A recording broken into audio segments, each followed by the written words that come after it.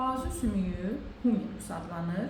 Yuxarı ətrafın sərbəst hissəsinin sümüklərinə aiddir. Yuxarı ətrafın bazu nahiyəsinin tək sümüyüdür. Yəni nahiyə olaraq, bazu nahiyəsi olaraq biz nahiyənin adını brachium deyirik. Sümük olaraq isə bazu sümüyü latin dilində humerus adlanır. Quruluş baxımından uzun boylu sümüklərə aiddir. Yuxarı hissəsi iki ucu, yəni yuxarı proksimal ucu və distal ucu var. Bunların arasında, bunlar həm də epidis adlanır. Bunların arasında isə bazu sümüyünün cismi, yəni diafisi yerləşir. Bazu sümüyünün proksimal ucunda bazu sümüyünün başı yerləşir. Bu latin dilində adlanır caput humeri.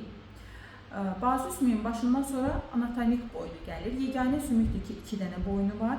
Bir anatomik boynu var, bir də cərrahi boynu var. Adətən biz sümüklərdə bir boyun arası dəlirik. Bunda olan boyunlar hansıdır? Yuxarıdakı anatomik boyun latin dilində colum anatomicum adlanır. Yəni yaradılışdan bəri bu var. Aşağıdakı isə cərrahi boyun, colum chirurgicum adlanır. Bu niyə belə adlanır? Çünki qəzalar, travmalar zamanı sınıqlar ən çox bu nahiyədə baş verir. Cərrahi əməliyyatlarda məhz bu hissə məruz qalır. Ona görə də bu hissəsi cərrahi boyun, colum chirurgicum adlanır. Bazu sümüyünün üzərində böyük qabarcıq, tuberculum maius, kiçik qabarcıq, tuberculum minus və bunların arasında qabarcıqlar arası şırım yerləşir.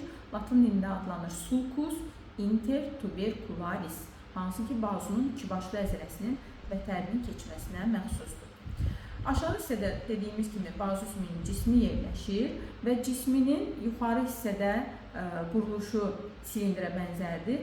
Aşağı hissədə bir neçə səth müəyyən olunur.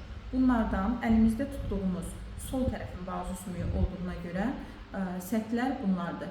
Ön içəri səth facies anteromedialis, ön bayır səth facies anterolateralis və arxa səth facies posterior. Bazu sümüyünün cisminin bayır səthi üzərində deltaya bənzər qabarıqlıq yerləşir. Bu deltaya bənzər əzələnin bağlanmasına məxsusdur. Tuberositas deltoidea adlanır. Aşağı səthə distal ucuna keçdikdə isə burada bunun konius və epikoniuslarına rast gələ bilirik. Konius çıxıntı deməkdir. Epikonius üstü şəkilçisi olduğuna görə bu çıxıntının üzərindəki digər çıxıntılarda epikoniuslar adlanırlar. Epikonius medialis, epikonius lateralis, yəni içəri epikonius və bayır epikonius. Epikoniuslardan aşağıda dediyimiz kimi koniuslar yerləşir. İçəri konius, konius medialis və bayır konius, konius lateralis. Bu koniuslardan içəri konius, konius medialis bazu bloku adlanır. Trochlea humeri, trochlea humeri. Bayır hissədəki isə bazu başçığı, capitulum humeri adlanır. Bunların arasında yuxarı hissələrdə çuxurlar var. Hansı çuxurlar var? Bu çuxurlardan bayır tərəfdə yerləşən mil sümüyünün birləşməsinə məxsus olduğu üçün bu adlanır mil oyması, fossa radialis. İçəri hissədəki isə dirsək sümüyünün tat çıxıntısının birləşməsinə məxsus olduğuna görə, bura gəlib daxil olduğuna görə qol bükülən zaman bu adlanır tat çuxuru, fossa coronoidea.